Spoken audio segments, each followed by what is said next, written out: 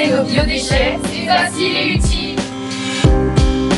Bonjour, aujourd'hui nous allons vous parler du site de méthanisation de Tournon situé dans le bassin albervillois. Ce sont des collectivités, dont celle d'Arlisère, et 2 agriculteurs qui ont uni leurs forces pour sa création en 2018. 9400 tonnes de déchets sont traités chaque année, dont la moitié sont des biodéchets et l'autre moitié sont des fumiers et des lisiers. Si vous voulez en savoir plus, suivez-nous.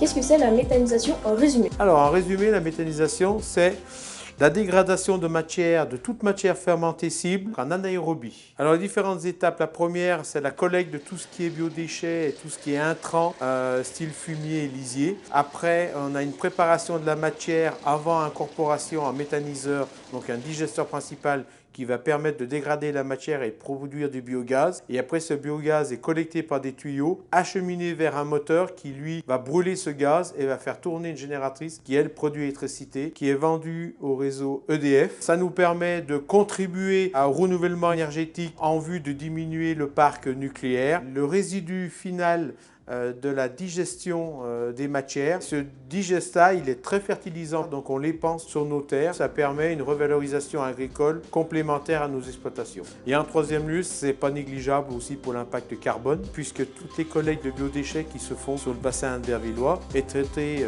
à proximité. Environ 8 tonnes de déchets sont collectés chaque année dans le collège de la Comte de Savoie et sont méthanisés au méthaniseur de Tournon. Et ce n'est pas rien, alors pas de panique, on vous explique tout. Venez!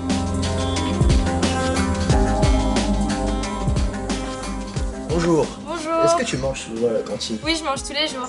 Est-ce que tu peux nous expliquer comment fonctionne le tri à la fin de chaque repas? Ça se passe ici. Ici, c'est tout ce qui est déchets organiques.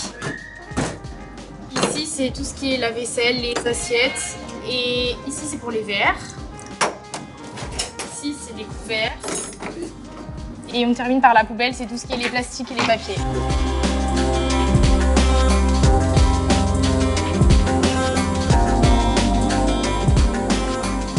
Pourquoi c'est important de bien trier ces biodéchets? Alors parce que des mauvais gestes de tri comme du plastique découvert, ils se retrouvent dans le méthaniseur et ça peut le faire dysfonctionner.